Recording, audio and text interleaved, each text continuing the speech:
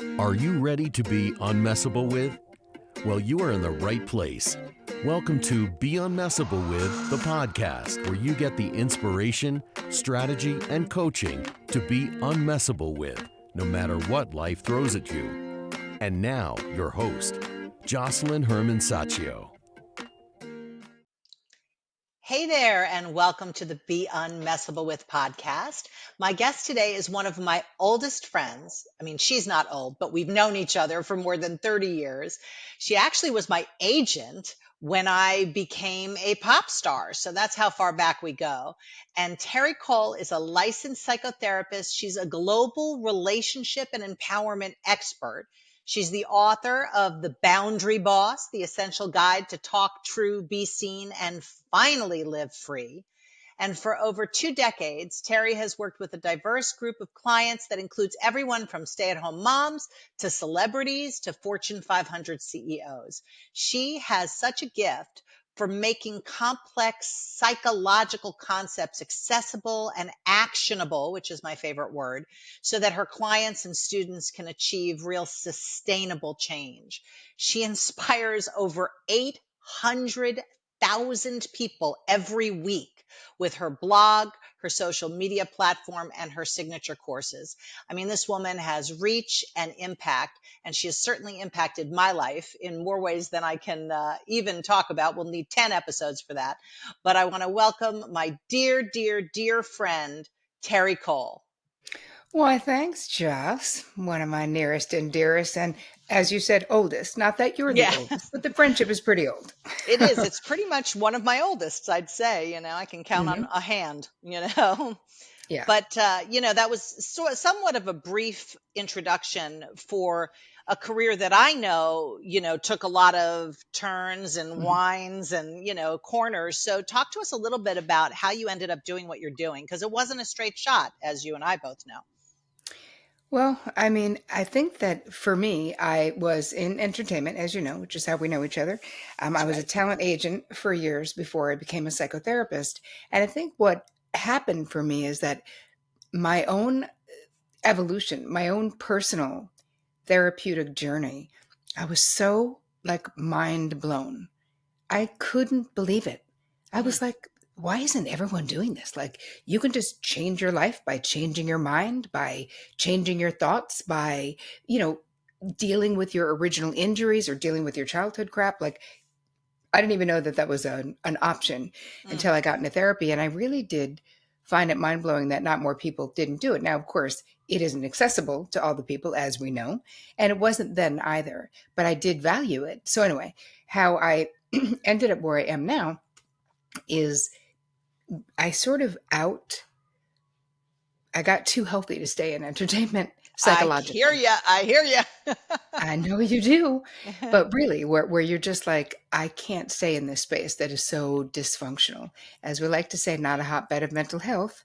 So while I was at, what would be considered, or at least my father certainly considered it the height of my career, he definitely did not understand why I was like, I'm going to quit my job and I'm going to go to NYU. Like, I'm going to get in all his debt and I'm going to Yeah. become a therapist. And he was like, why? And, he literally, his actual words were, sounds weird. I was That's like, oh, Dad, good thing I don't need anything from you to do this That's except your right. support. So how Exactly. about just support me? Um, and I think that for me, the idea that of how much therapy helped me change my life. Yeah. I stopped drinking when I was 21 and I got into therapy when I was 19. And that all of those things, all of those decisions changed the trajectory of where I ended up. But leaving entertainment, that was the beginning of this career in the world of mental wellness, basically. And for years and years and years, I would just see the same problems. People would come in and it wouldn't really matter what their presenting problem was, as we say. I could just follow the dots backwards to them having disordered boundaries, which is why I became obsessed with boundaries. I was myself obsessed because I was a boundary disaster. And through the therapeutic process of understanding that the way that I was feeling had everything to do with the boundaries I was not asserting Yeah. and not everything to do with everyone else being a jerk, which is what I thought it was. I was like, oh, if my boss just wasn't like this, or if my boyfriend wasn't like this, or if my best friend wasn't entitled, not understanding that I was the common denominator in all of those relationships, and that it was my behavior and the way that I related to saying yes and saying no, setting limits, sharing my preferences, all of those things I was not good at doing. And so through the therapeutic process, once I understood what the skill set was that was missing, because that took time, Yeah. because you really want to go into therapy and just talk crap about other people. You just want to be like, it's definitely them, Vomit, not you me. know? Yeah. Yeah, exactly. Yeah.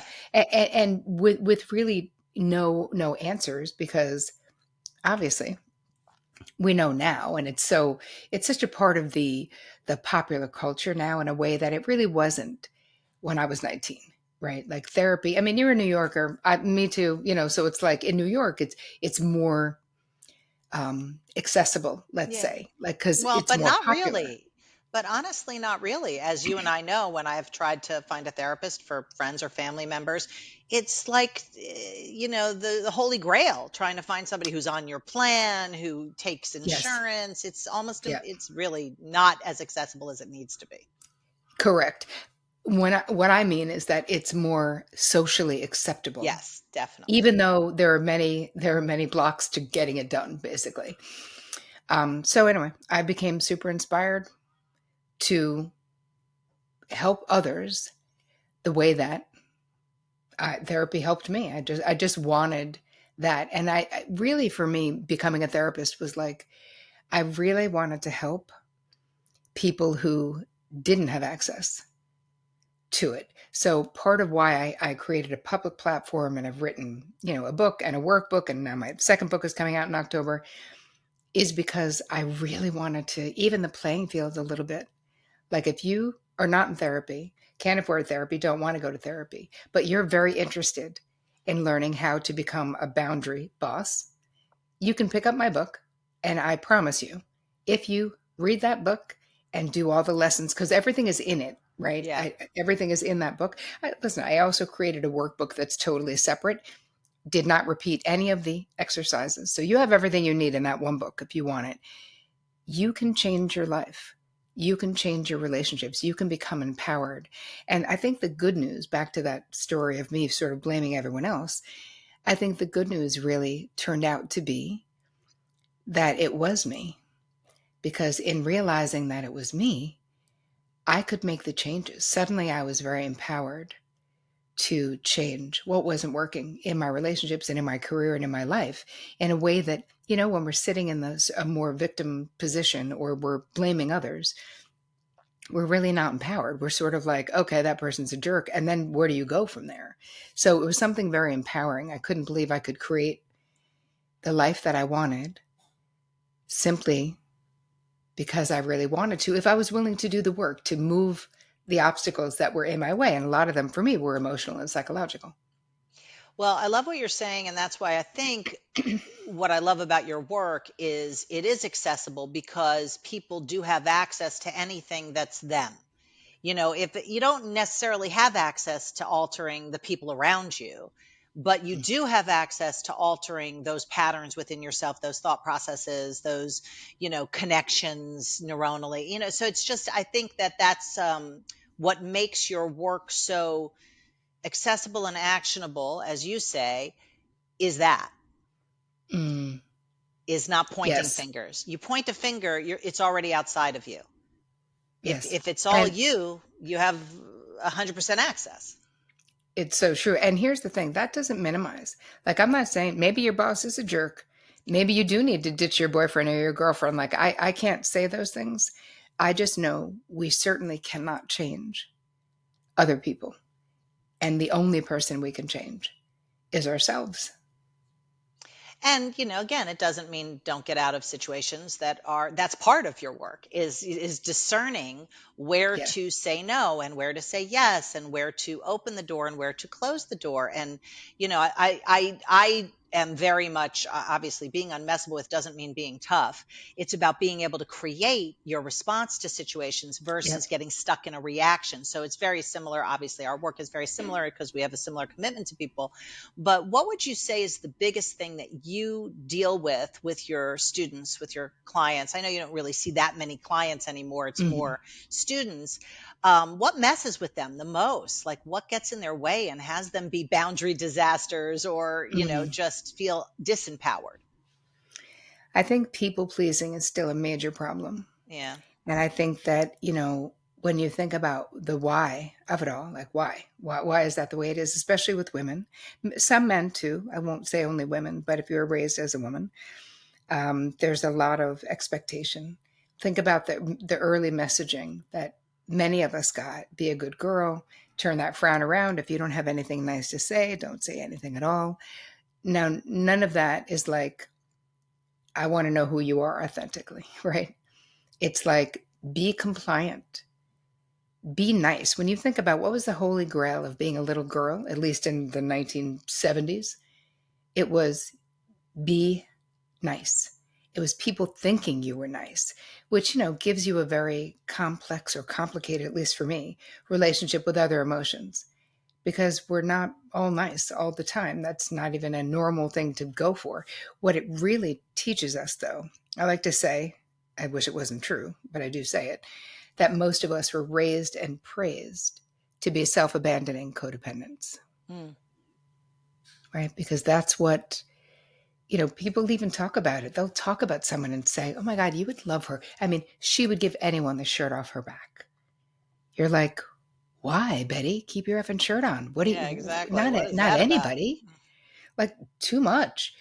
But again, from a cultural standpoint, if we're, and listen, thank God, a lot of this, we've got changes happening in these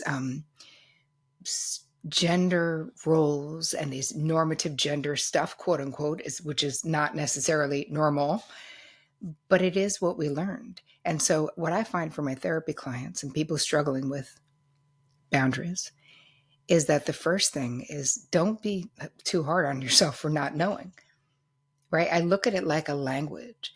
You wouldn't cross your fingers and pray that tomorrow you're going to wake up fluent in Mandarin just because you really want to. You would know. You have to do something. You need a teacher. It takes time to learn a new language. And that really is being fluent in the language of boundaries. It is just like a new language. So don't feel bad if you don't even know where your boundaries are at. I can give you something that you can do right now, those of you who are listening or Perfect. watching, is go to boundaryquiz.com, and it's a free quiz that I have, and it's 13 questions, and they're not hard and it won't take long, but it will give you a baseline of where you are. Because what I find, I created the quiz because so many people are overwhelmed with even trying to understand, like, what's the deal? Like, where do I need boundaries? I don't even know. So this will tell you, because there's archetypes, boundary archetypes. And this will tell you whether your boundaries are more rigid or more porous. So some are too loose and some are too tight. So that's boundaryquiz.com. But Great. another thing we can do right now, if people are like, I don't know where Where I to need start? boundaries. Yeah. Yeah. Yes. So we could do a quick resentment inventory. Because usually, if you're harboring resentment, you're not saying something, you're not doing something. Either somebody's trampling on a boundary or you need to establish a boundary. Because a lot of times, my therapy clients will talk about someone, let's say at work, and be like, well, she's a boundary bully. And I'm like, have you said anything to her about eating your food in the fridge or whatever the situation is? Yeah. And they'll be like, no, but she should know. I'm like, here's the thing. Nobody knows. Stop hinting. It's not 1971. Just Yeah. effing say the thing. Say the thing. And I can teach you how to say the thing. I understand that many of us were taught these to communicate in subtext, right? Like with the implying things and not really saying what it is that you want to say. But what happens is when you talk in this ambivalent and confusing way, you get ambivalent and confused results because people don't know. what you're talking about. And it may seem so obvious. So anytime you say to yourself, oh my God, I shouldn't have to tell that person. I mean, listen, you don't have to tell them. But But then you get I the think, results that you get from not telling them. correct, it behooves you to tell them. I also want to reassure people that if you discover you have disordered boundaries, right? You're listening to this, you're interested in this conversation because you're like, wow, I really don't have good boundaries in my life because I'm feeling all this resentment, right? With the resentment inventory, you're going to look at who are you copying or holding resentment for and why? Well, I'm holding resentment for my sister because she comes to my apartment. This is an example that I gave in the book. Comes to my apartment, uses her key and borrows my clothes without asking me. That's a boundary violation. I've told her before. And I'm mad. I'm going traveling. I'm looking for this particular little wrap that I always wear on the plane. And, I finally call her and I'm like, did you come here and take my wrap? I mean, she was like, oh yeah, when I went away, whenever. I was like, how many times have I asked you not to do that? And if you do it again, I'm taking my key, which would have been a bummer because it was my sister. We're very close, sharing clothes. Yeah, But sure. I know I have children that live together, and this is the conversation almost every day. Did you take my yeah, jacket? Did you eat my banana? yeah, You my know, banana, it's like, seriously. But you have to be able to have the conversation. And when you're with someone, if they're a repeat offender, like my sister right. was, there has to be some kind of a consequence that you're willing to uphold, right? Even though that would have been a bummer for me, and she stopped doing it, and I didn't have to do that, but I was willing to do it because I was so frustrated, and her lack of asking me really made me feel unimportant, disrespected, marginalized, like it was all bad feelings. So there is a way that you can have the conversation. And in the beginning, if it's the first time you're talking about it, you don't have to have all this heat. Or I'd like to threats make or consequences. It could just be a simple request. exactly. There's no need in the beginning, because here's the thing. We don't even know what this person will do. We haven't even given them a chance to care about the way that we feel, because that's really what we're talking about with boundaries or setting limits or saying yes or saying no or whatever the thing is, that we want the people in our lives to care about the way we feel, right? I always say about my husband, we've been together 27 years. I was at the wedding. Yes, you were. I always say, listen, he doesn't always have to understand exactly why I feel the way I do, but he absolutely must always give a crap how I feel, right? He has to care the same way that I care. He doesn't need to convince me that he has a right to feel the way he feels about some frustrating situation. I don't say, well, I don't get why you feel that way. Yeah. That's like Too bad. closing the That's not barn your doors, feeling. Yeah, exactly. right? Closing the barn doors after the horses are already out. Like, who cares if I understand? And I may ask for context because I want to understand, but that's not the same as minimizing someone else's experience. But I find that people do this all the time in relationships. Like, well, you have no reason to feel that way. Well, Yeah. I already feel that way, buddy. So how does that help me? It really doesn't. Yeah. Well, that whole notion of having to justify anything puts you in the world of what I call being messable with, because then you're in a world of reasons and justifications. It's irrelevant to Hmm. reality, the reasons and Right. justifications. It's like you can have reasons for going to the gym or not. Your abs don't care. You either Nope. go to the gym or you don't, and you're going to have the results of whatever that is. So it's the same thing here. And I like that what you're saying about not requiring somebody to justify their feeling in order for you to understand it, to validate it. It's Right. valid to begin with. And Correct. now give me some world around it so I can get in your world, not to prove that you have the right, Right. but to get me even more connected to you. Yes. I like to say it's providing context, not convincing. And they're so distinctly Hmm. different. And I feel like even though some people might feel like it's a slight difference, it's not. No. They're totally different things. If I can't do something that you want me to do, I will provide more context because I love you and I want you to understand if I could do it, I would, or the reason why. Again, it isn't a justification. It's that I don't want you to feel unimportant to me because you're not. So I share with you the why of why I couldn't do whatever the thing is. And I feel like in any kind of relationship, that's something that can be really valuable.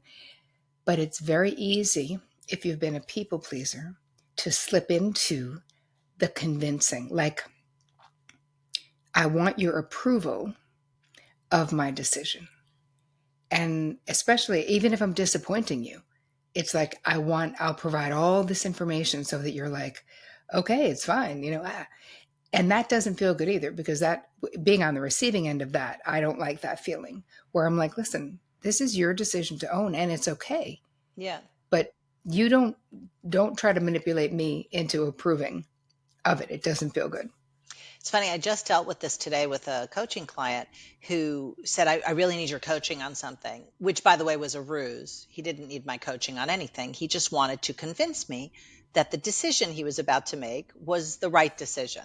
And he went into Mhm. this whole thing with all these justifications. And I was like, I don't understand what you need coaching in. Tell me what it sounds like you already made the decision. Okay.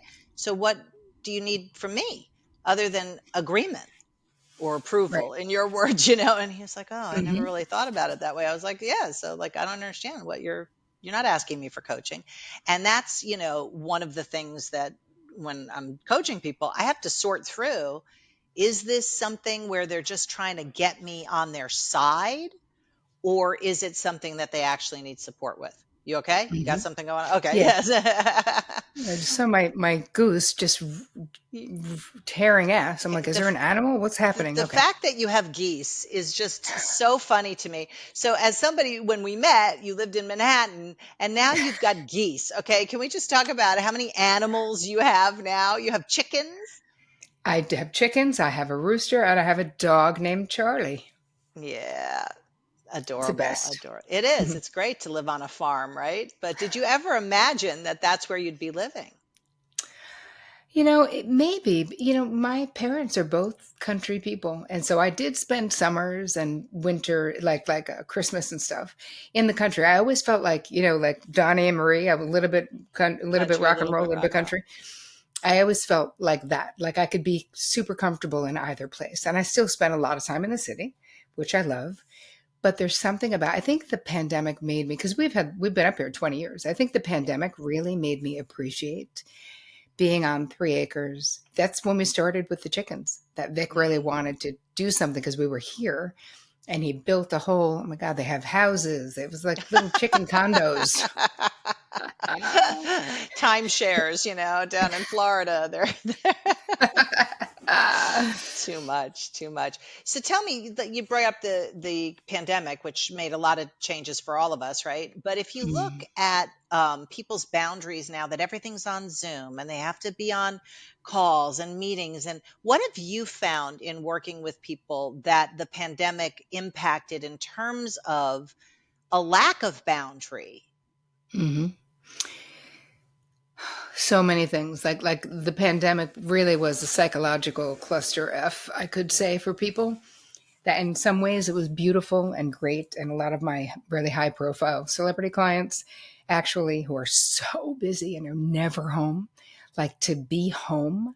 I Oh, mean, there are must have people, been and listen, not beautiful. not just celebrity, but people who are on the road all the time. People who are every day is so busy, where they never would have chosen for it to close down. But there was so much like growth and grounding and gratitude Yeah. for those folks to be like, I would never have like chosen to not go on the road for this period of time, but I loved being home with my kids when they were young, and whatever it is.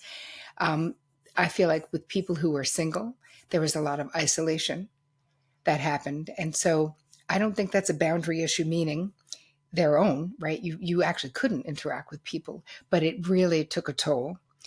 Families, what I noticed with couples, Yeah. one of my clients was, we were talking regularly over the pandemic, and she was like, someone who'd been a client for about 3 years, and she was like talking about drinking, that she was worried about how much she was drinking and that she wanted to stop drinking. So she's focusing on, she wants me to hold her accountable. She's only going to drink on the weekends. She's not going to drink during the week. Because remember with the pandemic, every day felt like Saturday. Oh Like my you're like, I God, don't even know what day yes. it is. I mean, I think we had Just, Zoom cocktail parties, if I remember, yeah. but Yes. Blur's day. Like every day felt like yes. Blur's day. Like we're like, what are we doing? So week after week, so like for 2 or 3 weeks, she would come in and like feel humiliated. She had failed. She only didn't drink for the first 2 days. And I was like, oh yeah, we're focusing on the wrong thing.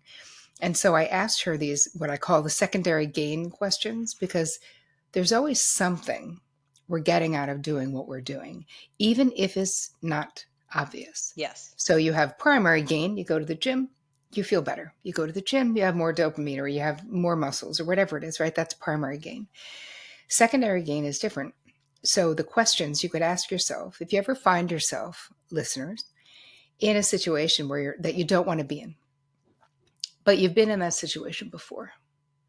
You're like, how am I here again? Whether it's being in a relationship with an unavailable person or being in a dead end job, whatever the thing is, not being able to lose weight, you can ask yourself these questions. What do I get to not face, not feel, or not experience by staying stuck here? So I just said to my client, what do you get to not face, not feel, not experience by continuing to have wine therapy every night? And she said that my marriage is over. Hmm. That's right there. And no hesitation at all. She wasn't like, let me think. It Yeah, literally just no, poured out. yeah. And I was like, oh, we should be talking about your marriage then. And we did.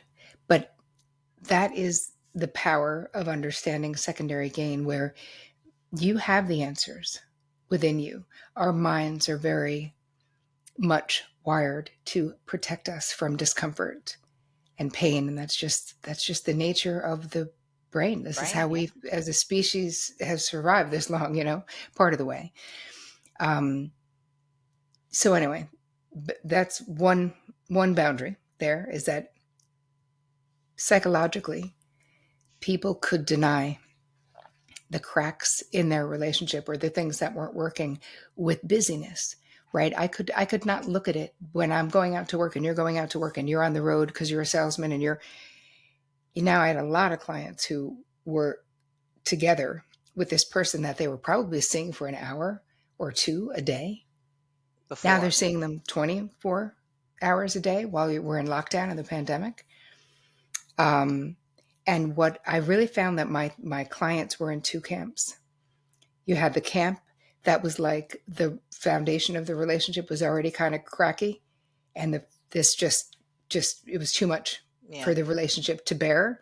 And so a lot of people I know split. And then the people who they used it as a time, and obviously this means the foundation was strong enough, but to deepen their relationship, to make plans, to have family meetings, to share who's taking care of what kid and who's doing what, and figuring out because another boundary issue during the pandemic, especially with people who didn't have a lot of room. Now you have all of these people working in one house, even if you don't even have a lot of kids, but if you live in New York and you don't, New York apartments are not big. No. And if normally, unless there's like a blizzard, there'd be no reason to all be home all day long and all night long. It isn't that. You get up, you get out. It's fine, So the ones who did the best, I actually put out a lot of material, and I put out a lot of free material, obviously, all the time.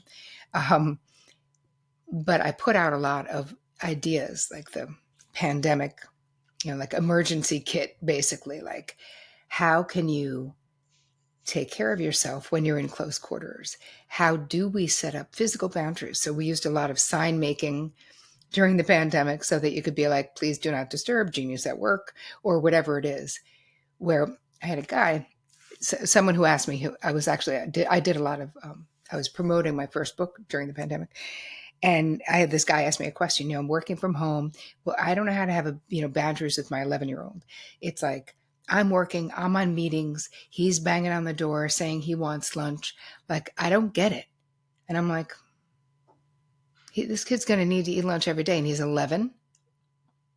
First of all, he should definitely be making his own lunch by now. I was going to say, he should be Well, making me lunch. It's like, seriously, dude. But I said, but if that isn't what you've been doing, that's okay. You could do it the night before with him, so he knows exactly where it is in the fridge. There's no reason you need to get off a Zoom call. But again, that's lack of boundaries yeah. right there. And he was like, well, I just don't want him to feel unimportant. I was like, no, this is about you being organized. How important does he feel when the night before or on Sunday, you're like, let's plan the lunches for the week. Like you could make it fun. You could make it together. It could be a father-son bonding thing if you want to make it that. But instead, you put the kid in a situation to knock on your door. You're frustrated. You're embarrassed. The kid's feeling your vibe. It's 100% avoidable with decent boundaries and a little bit of planning, you know? And also it develops the kid to be the kind of human being who can deal with that with other people, because not everybody's going to be at your beck and call in life. I hate to break it to the 11-year-olds, but it doesn't work out that way. If it did, I'd like to go to that school. But Same. so it's a good skill to learn how to draw boundaries for other people, to be able Yes. to respect boundaries that haven't even been drawn for you, but you can actually anticipate some things that would work for somebody else, Yeah. And why not empower Yeah. a kid to make their own lunch? I mean, listen, peanut butter and jelly is easy. Turkey on, like, it's not hard to make lunch. Like, you could do it. No. But again, a lot of times there are certain parents, there's a certain thing that they want to be needed, they want to be wanted.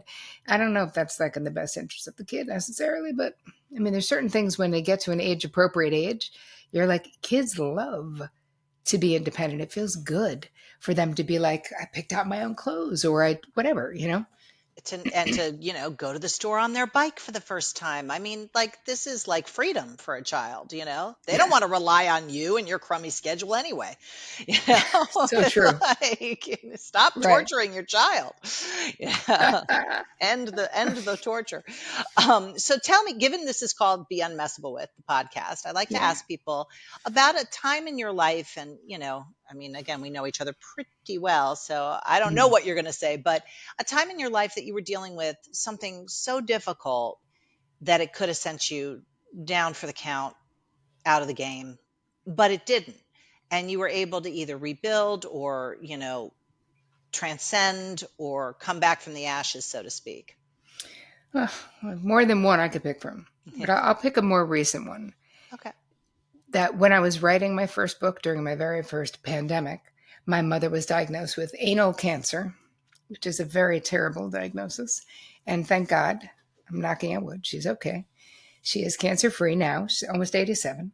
Amazing. But we did not know what was going to happen because they found the tumor like right as it was all happening. And, with her age, so there was all these decisions to be made about when they would start treatment. She put treatment off because she was like, the oncologist wants to start treatment. And she's like, well, we don't know anything about COVID.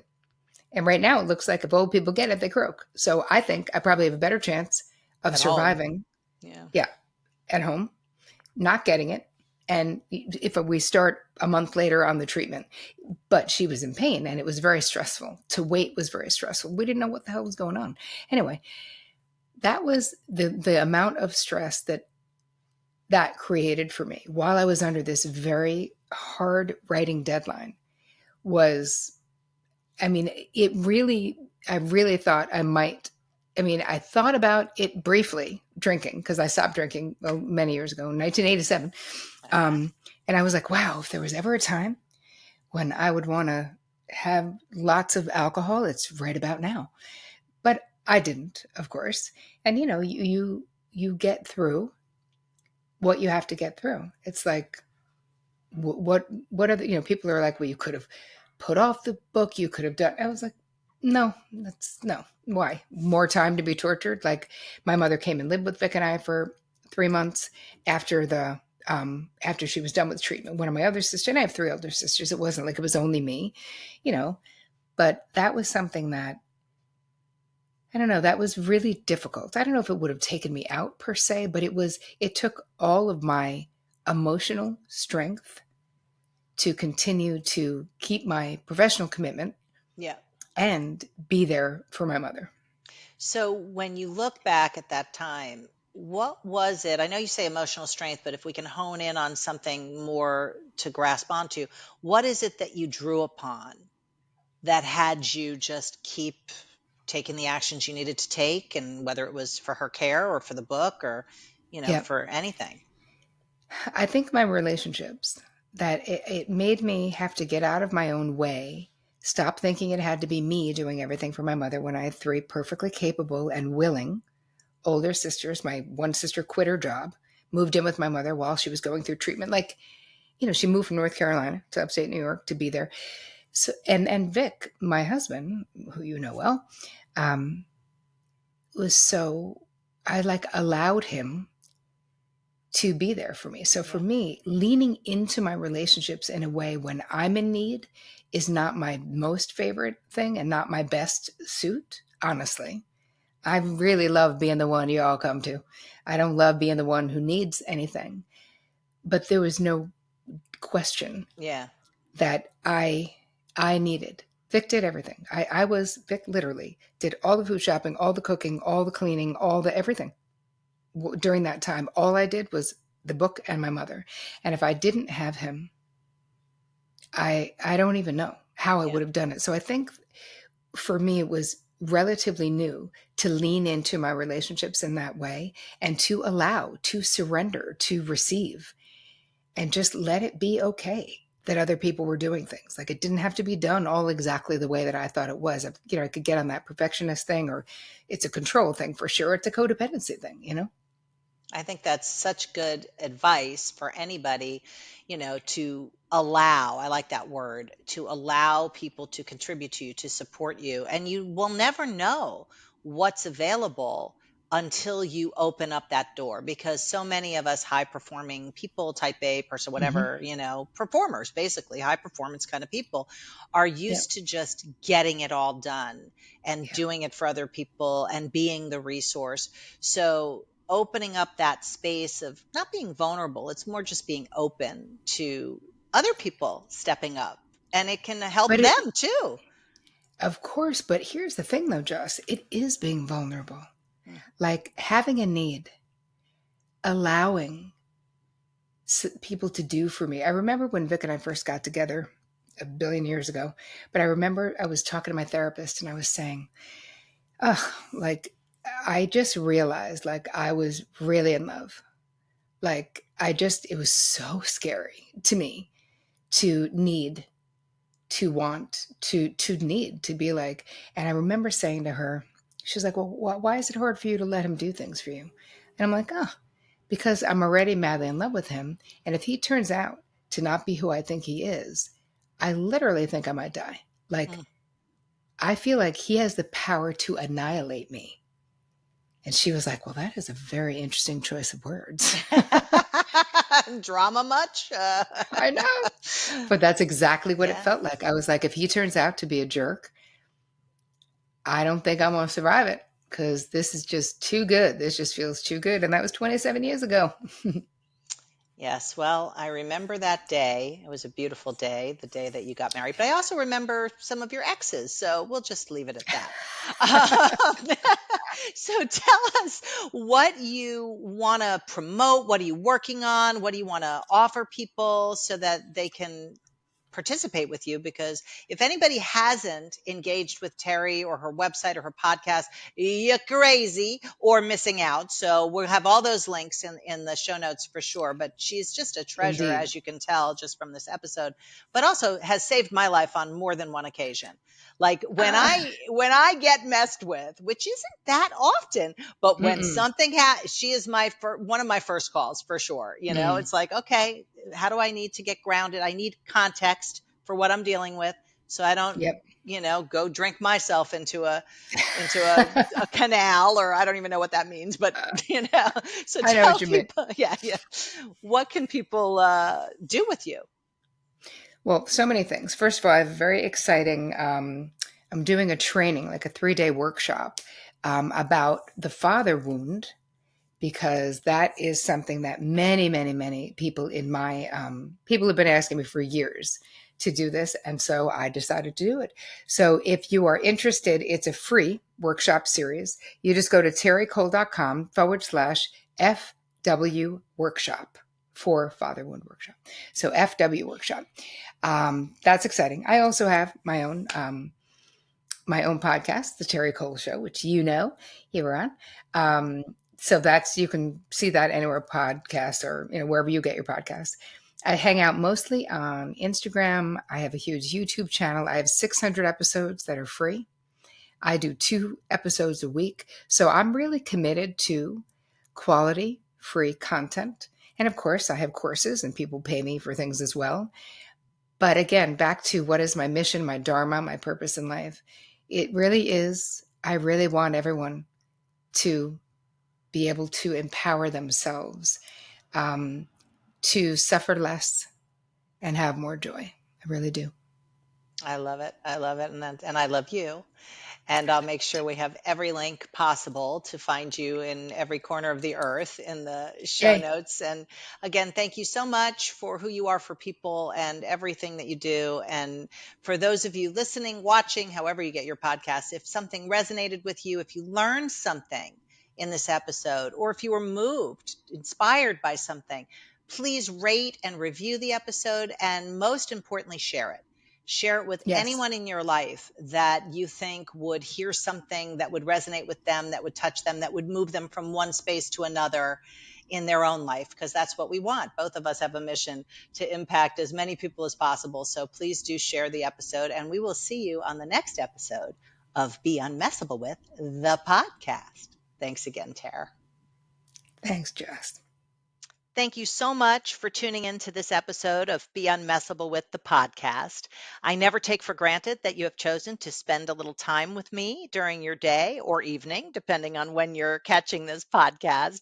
But I want to make sure that you get value every time you do spend some time with me. So if you are somebody who wants to develop your unmessable with muscles to be able to fulfill your visions in life rather than getting stopped or slowed down or thwarted, then sign up for my newsletter in the link in the show notes, and we will get you tips and strategies and videos and all sorts of resources to support you in your journey to be unmessable with.